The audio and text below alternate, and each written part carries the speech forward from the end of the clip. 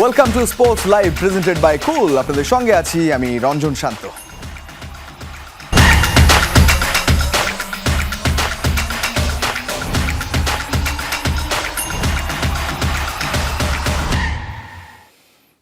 আর একদিন বাদেই বিপিএল শুরু হচ্ছে, সুতরাং সব দলগুলোই তাদের প্রস্তুতি সারছে এবং অনেক অনেক বিদেশি তারকা ক্রিকেটার তারাও এসে পৌঁছেছে।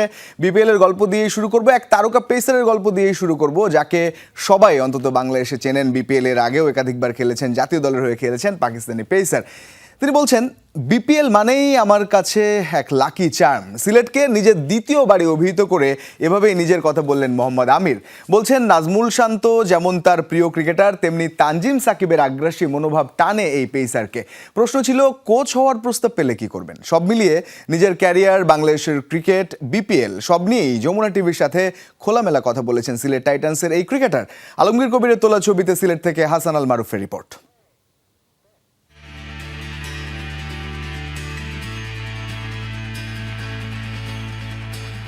বিশ্বের বিভিন্ন দেশের ফ্র্যাঞ্চাইজি লিগে পরিচিত এক নাম।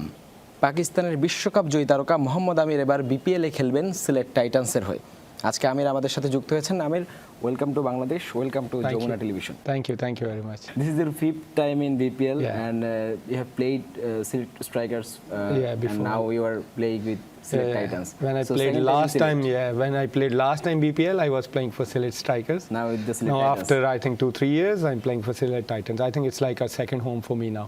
As I remember, you made your second comeback in international cricket through BPL, Yeah. maybe in 2016. Do you remember? Yeah, 16 I was playing for Chittagong Vikings. Yeah, that was my first league after 5 years. Okay. So do you remember that moment after BPL you got the chance to play Yes, for I remember. Pakistan? Played for when I played for Chittagong and Tamim Boy was captain. And I think at that year I did very well. I took 14 to 15 wickets, and after BPL I got called for Pakistan national team. So it was, for me, BPL always a lucky charm for me. So I always try to come back here and play good cricket. Okay. What do you think? What is the difference between PSL and BPL in terms of quality? There is a, you can't compare any league, to be honest. If lots of people talk about IPL, PSL, the other leagues. Every league has a different charm, to be honest. If you ask lots of overseas players, they want to come to Bangladesh and wants to play because the conditions challenge you, test you very well, like even as a batsman, as a bowler. Yes, You have different venues like Sylhet, Yes. Chittagong. Dhaka. It's a batting paradise. If you go to Dhaka, it's like a bowling friendly. So it tests you. So as a cricketer, I always believe you have to test yourself. You have to go every different country to play cricket. And I think Dhaka, if nowadays it's like lots of league, but if you talk about back in days, only was like IPL, BPL, CPL and Big Bash, and Yes. the BPL has a big impact on the cricketing players and Definitely. cricketing careers. Yes, So who is your most favorite cricketer in Bangladesh?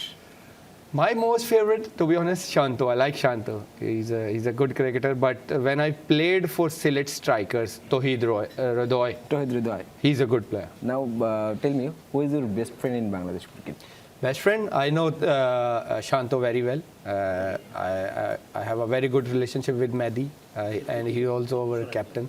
And most of the players, to be honest, I know very well. Tamim Bhai, Shakib Bhai, we played games, we played each other, so with them. And I think all of the boys, especially I want to mention Mushfiq Bhai. He's a very humble guy. He's a good friend of mine.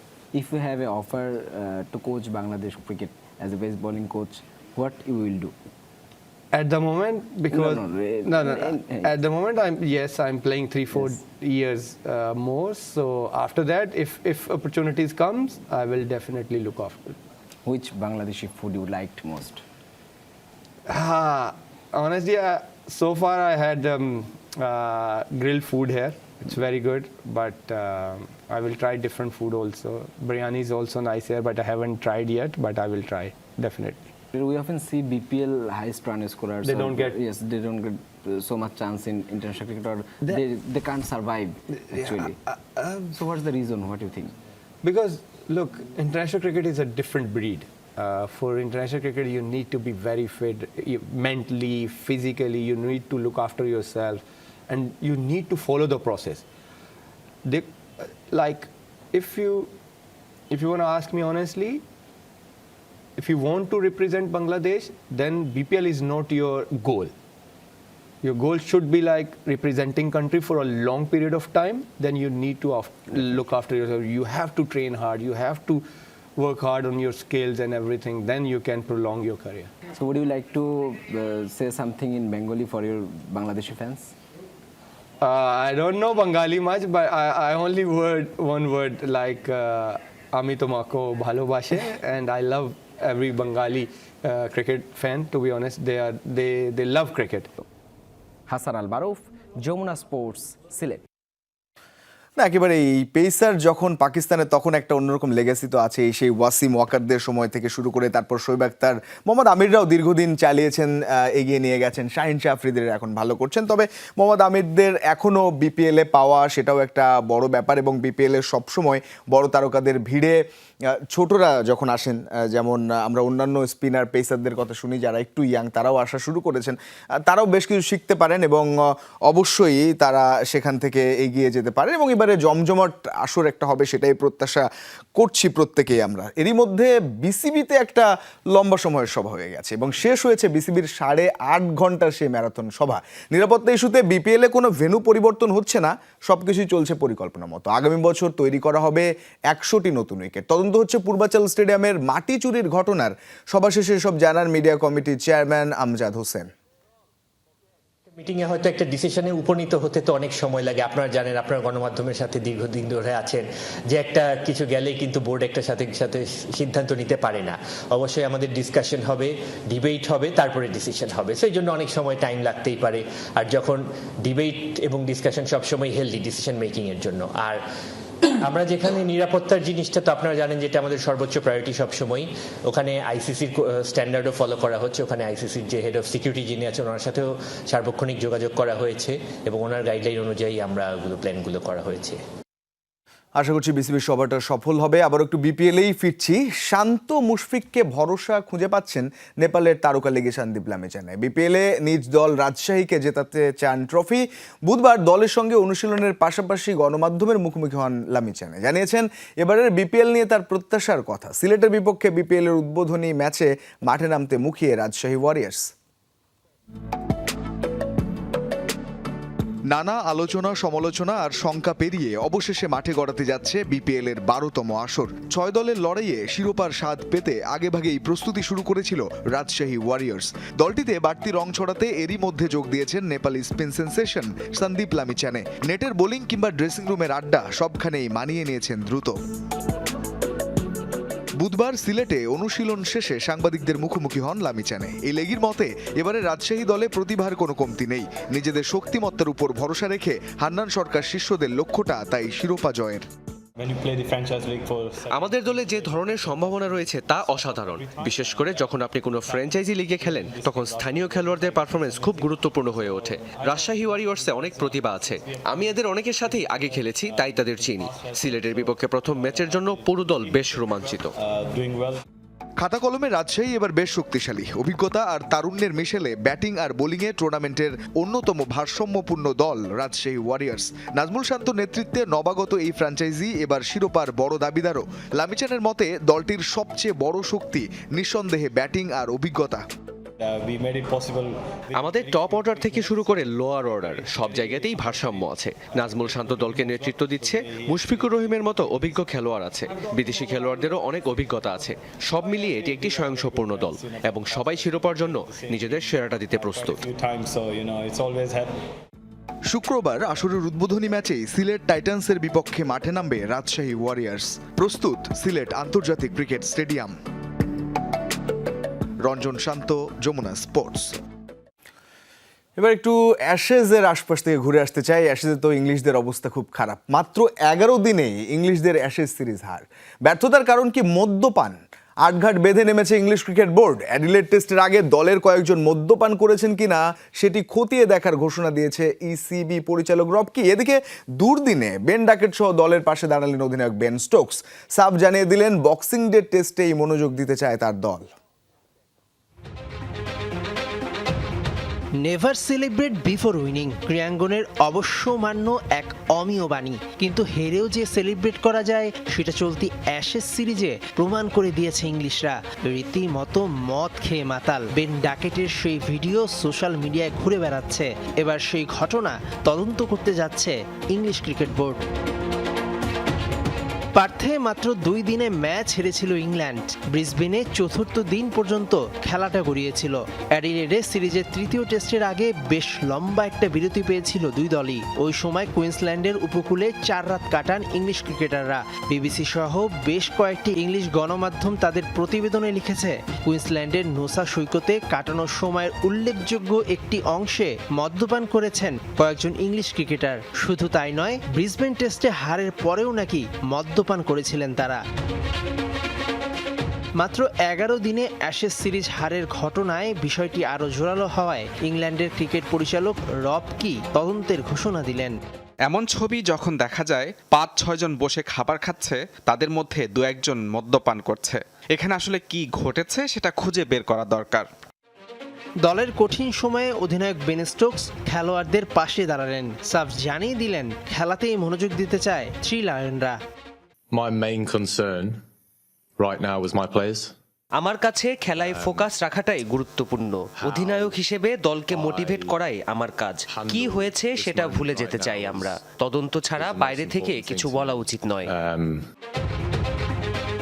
সিরিজের চতুর্থ test শুরু শুক্রবার। Melbourne cricket গ্রাউন্ডে হবে boxing day test. নিন্দুকদের মুখ চুপ করাতে এই ম্যাচে ইংলিশদের জয় চাই। মেহেদি নাইম, যমুনা স্পোর্টস। নতুন বছরের 13 ও 14 জানুয়ারি থেকে থাইল্যান্ডে যথাক্রমে সাফ নারী ও পুরুষ ফুটসাল টুর্নামেন্ট শুরু হবে, যেটিকে সামনে রেখে 16 জনের চূড়ান্ত স্কোয়াড ঘোষণা করেছে বাফুফে। নারী দলের অধিনায়ক করা হয়েছে সাবিনা খাতুনকে, আর পুরুষ দলের অধিনায়ক হলেন রাবার খান। বাংলাদেশ নারী ফুটবল দলে নির্ভরযোগ্য ফুটবলার ছিলেন মাসুরা, সুমাইয়া, কৃষ্ণা, নীলা ও মিসরাত জাহান মৌসুমী। নানা কারণে তারা এখন জাতীয় দলের ক্যাম্পের বাইরে, তবে ফুটসালের মাধ্যমে আবারও জাতীয় দলের জার্সিতে ফিরছেন তারা। পুরুষ দলে অবশ্য তেমন চমক নেই। ইন্দোনেশিয়ায় এশিয়ান ফুটসাল বাছাইয়ে স্কোয়াডে থাকা অনেকেই রয়েছেন সাফ টুর্নামেন্টে। নতুন মুখগুলোর মধ্যে অন্যতম ইংল্যান্ডের প্রবাসী ফুটবলার ইমান আলম। রুদ্ধশ্বাস টাইব্রেকারে ক্রিস্টাল প্যালেসকে 8-7 গোলে হারিয়ে কারাবো কাপের সেমিতে আর্সেনাল। নিয়মিত সময়ের খেলা 1-1 সমতায় ছিল। এমিরেটস স্টেডিয়ামে ঘরের মাঠে এদিন ম্যাচের শুরু থেকে আধিপত্য দেখায় আর্সেনাল। আগের ম্যাচেই একাদশে 8 পরিবর্তন এনেছিলেন কোচ মিকেল আর্তেতা। নির্ধারিত সময়ের খেলা সমতায় শেষ হওয়ায় ম্যাচ গড়ায় টাইব্রেকারে। একে একে প্রথম 7 পেনাল্টি শুটআউটে সফল হয় দুদলই। অষ্টম স্পট কিকেও সফল হয় আর্সেনাল, তবে এবারও ক্রিস্টাল প্যালেসে যা লক্ষ্য তো রাখতে পারেননি আর্জেন্টাইন গোলরক্ষক ওয়াল্টার বেনিতেজ। তাতে কারাবো কাপের সেমিফাইনাল নিশ্চিত করে গানাররা। কারাবো কাপের সেমিফাইনালে আর্সেনালের প্রতিপক্ষ চেলসি। ফাইনাল নিশ্চিতের মিশনে আগামী 14 জানুয়ারি প্রথম লেগে আর 3 ফেব্রুয়ারি দ্বিতীয় লেগে লড়বে দুদল। আমি অনন্তকাল ম্যান সিটিতে থাকবো না, পেপ গার্দিওলার এই কথার পরই ম্যান সিটির নীল আকাশে কালো মেঘের ছায়া। গার্দিওলার বিকল্প সন্ধানে ইংলিশ ক্লাবটি। প্রশ্ন, এই হেভিওয়েটের বিদায়ে সিটিজেনদের ডাগ আউট সামলাবেন কে? সিটির স্পোর্টিং ডিরেক্টর হুগো ভিয়ানা নাকি অলরেডি লিস্ট বানানো শুরু করেছেন? চলুন দেখি সেই তালিকায় কারা কারা আছেন। ম্যান সিটির নীল আকাশে যেন কালো মেঘের ছায়া। অনন্তকাল সিটি শিবিরে থাকবেন না পেপ গার্দিওলা। কোচের এমন কথার পরই চিন্তার ভাঁজ পড়েছে সিটিজেনদের কপালে। কারণ এই গার্দিওলার অধীনেই গত 9 বছরে 6টি প্রিমিয়ার লিগ সহ চ্যাম্পিয়ন্স লিগের শিরোপাও ঘরে তুলেছে ম্যান সিটি। তাই তো প্রশ্ন জাগছে, এই হেভিওয়েটের বিদায়ের পর কে বসছেন সিটিজেনদের হট সিটে? শুরুতেই আছেন চেলসির এনজো মারেস্কা, যিনি গত সপ্তাহে এটাকে গুজব বলে উড়িয়ে দিয়েছিলেন। কিন্তু সিটির আয়েশি জীবন কি আপনি আসলেই মিস করতে চাইবেন? একটু মনে করিয়ে দিতে চাই, পেপের অ্যাসিস্ট্যান্ট হিসেবে ট্রেবল জয়ের রহস্য কিন্তু মারেস্কার অজানা নয়। মারেস্কা ছাড়াও প্রিমিয়ার লিগে আছেন আরও একজন স্প্যানিশ বস, যার নাম উনাই আমুরি, যিনি অ্যাস্টন ভিলাকে নিয়ে নিঃশ্বাস ফেলছেন আর্সেনালের ঘাড়ে। আমুরির অধীনে এবার দুর্দান্ত পারফর্ম করছে অ্যাস্টন ভিলা। পয়েন্ট টেবিলে টপ 3-তে আছে ক্লাবটি। কিন্তু সিটির হট সিটে কি তিনি গুড ইভিনিং বলতে পারবেন তো? এরপর আছেন ঘরের ছেলে ভিনসেন্ট কোম্পানি। বার্নলিতে গিয়ে পেয়েছিলেন রেলিগেশনের তেতোস্বাদ, কিন্তু বায়ার্নে গিয়েই একেবারে বদলে গিয়েছেন কোম্পানি। জিতেছেন জার্মান লিগ। সিটি ফ্যানরা তো তাকে দেখলেই গিয়ে উঠবেন ফিরে এসো বন্ধু, কিন্তু বায়ার্ন কি তাকে ছাড়বে? অন্যদিকে আছেন পিএসজি বস লুইস এনরিকে, কিন্তু ট্রেবল জয়ী এই কোচকে ছাড়তে নারাজ পিএসজি। এনরিকের সঙ্গে আজীবন চুক্তির পরিকল্পনায় ফরাসি জায়ান্টরা। সিটির সাথে এখনো 1 বছরের বেশি সময় ধরে আছে গার্দিওলার চুক্তির মেয়াদ। তিনি কখন সিটি ছাড়বেন তা কেউ জানে না। সিটি ভক্তরা এখনই দোয়া পড়তে শুরু করেছেন। গার্দিওলা যাওয়ার পর সিটির আকাশে যেন লালদের মতো হতাশানা নেমে আসে। রিয়ান রাফতি, যমুনা স্পোর্টস। ঘরোয়া ক্রিকেটে প্রত্যাবর্তনের ম্যাচে রেকর্ড গড়লেন বিরাট কোহলি। প্রথম ম্যাচেই সচিন টেন্ডুলকারের লিস্টে ক্রিকেটে দ্রুততম 16,000 রানের মাইলফলক স্পর্শ করেছেন তিনি। 1.5 দশক পর বিজয় হাজারে ট্রফিতে ফেরার ম্যাচ সেঞ্চুরিতে রাঙালেন বিরাট কোহলি। দিল্লির হয়ে বেঙ্গালুরুতে আন্ধ্রার বিপক্ষে 330তম ইনিংস খেলতে নামেন তিনি। নেমেই হাঁকিয়েছেন দুর্দান্ত এক শতক। দিল্লির হয়ে এদিন 101 বলে 131 রান করেছেন এই ব্যাটার। এই শতকেই স্পর্শ করেছেন 16,000 রানের অনন্য এক মাইলফলক। এ রান করতে সচিন খেলেছিলেন 391 ইনিংস। লিস্টেতে 551 ম্যাচে 538 ইনিংস খেলে 21,999 রান করে ক্যারিয়ারের ইতি টানেন ভারতীয় ব্যাটিং গ্রেড, যার মধ্যে 452 ওয়ানডেতে রান 18,426। কোহলি 296 ওয়ানডে খেলে করেছেন 14,557 রান। বিরাট কোহলি প্রত্যাশা পূরণ করছেন অন্তত তার ভক্তদের। একে একে সচিন টেন্ডুলকার সহ আন্তর্জাতিক ক্রিকেটে এবং ঘরোয়া ক্রিকেটেও অনেককেই ছাড়িয়ে যাচ্ছেন। দেখা যাক তার ভবিষ্যৎ কিংবা তার যে রেকর্ডের গ্রাফ সেটা কোথায় যেয়ে থামে। দর্শক, এই ছিল আজকের স্পোর্টস লাইভে। এতক্ষণ সঙ্গে থাকার জন্য ধন্যবাদ সবাইকে।